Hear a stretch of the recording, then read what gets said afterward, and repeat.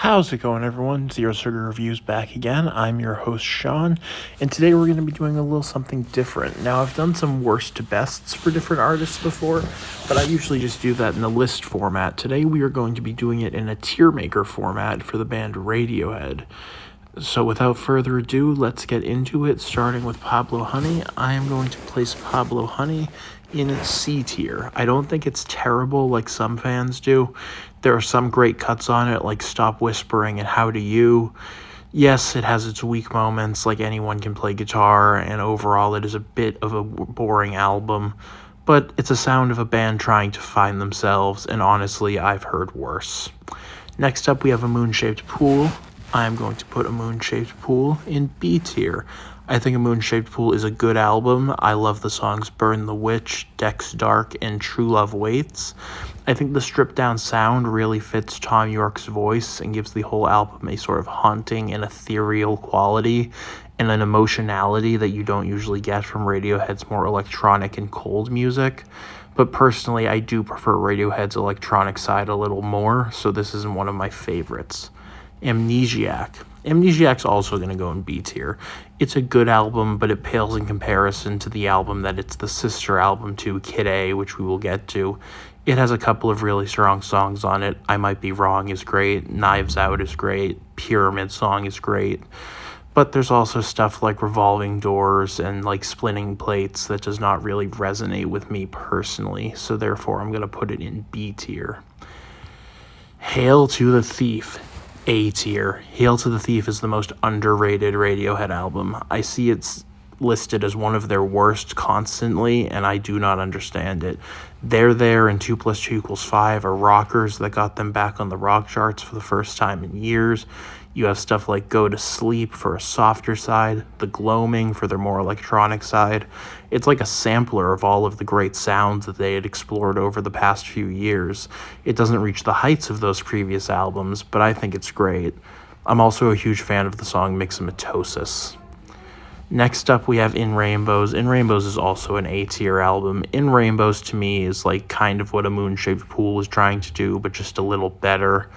In Rainbows has House of Cards, it has Reckoner, it has Weird Fishes, it has everything you could want in a Radiohead album. Emotionality, electronics, rock guitars, weird instrumentation from Johnny Greenwood. It's got it all. And I really enjoy this album. My favorite song on it is definitely House of Cards. I think that is a beautiful song. Then we have Kid A. Kid A goes to God tier. Kid A is within my top 10 favorite albums of all time. When I first heard it, I was just confused, but the more I listened to it, the more I fell in love with it. I think every song on this album is beautiful. From the odd, cold electronics of Everything in Its Right Place and Tree Fingers, the more guitar-based Optimistic, the piano ballad finishing it out in Motion Picture Soundtrack, and my favorite Radiohead song ever, Idioteque, with its really fascinating and off-kilter beat. I think Kid A is an album that everyone should hear before they die, and if you're going to listen to a Radiohead album, you should make it this one. OK Computer. OK Computer goes in S tier. It's OK Computer. It's considered one of the best albums of all time. I'm a little lower on it than that, but it's still fantastic. Karma Police is fantastic. Paranoid Android is a masterpiece. Exit Music for a Film is one of my favorite songs. And it also has Fitter Happier, something that not a lot of people like, but I'm actually quite a big fan of Fitter Happier. I think Fitter Happier deserves more love. The only songs on this record that I really don't like very much are Let Down and The Tourist, which I know is an unpopular opinion in the case of the former, but it is just my opinion at the end of the day, and I still think it's a great album. Next up is The Benz. The Benz is also going in S tier. I think The Benz is a fantastic record.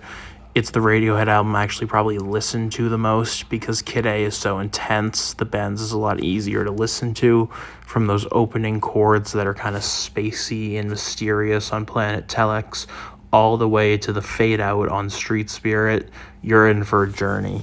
It contains one of my other favorite Radiohead songs in Just, and a bunch of really fun things like the almost punk energy of Bones, the grunge energy of My Iron Lung, There's just a lot here to really enjoy, and the title track, The Benz, which is the funniest song that the band has ever produced, and has a pretty sick riff to go along with it as well. If you like Johnny Greenwood and Ed O'Brien's guitar work, this is the album that shows off that tandem the best. Finally, we have The King of Limbs. The King of Limbs is going to go in C tier as well. I just don't really get The King of Limbs, and that's kind of been the fan consensus for a long time. It's a bit of a misstep for the band, focusing really hard on electronic rhythms and looping beats. Theoretically, that should really work for me, considering how much I love albums like Kid A and how much I love bands that focus on electronics. But for some reason, this doesn't do it for me. I like Lotus Flower like most people, and I like Morning Mr. Magpie, especially the From the Basement live version. If you can experience the King of Limbs live version from the basement on YouTube, which you can, it's on YouTube, I would absolutely recommend it because that alone moves the album closer to A tier, and it also moves In Rainbows closer to S tier if you hear that in the basement performance. So I would recommend seeking both of those out if you're a Radiohead fan. But overall, these are my rankings of the Radiohead albums.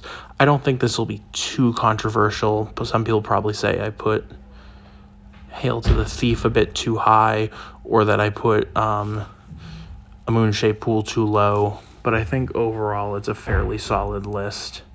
So thank you guys very much for watching. If you enjoyed, please leave a like, please subscribe. I would really appreciate it. I post new music content every single day.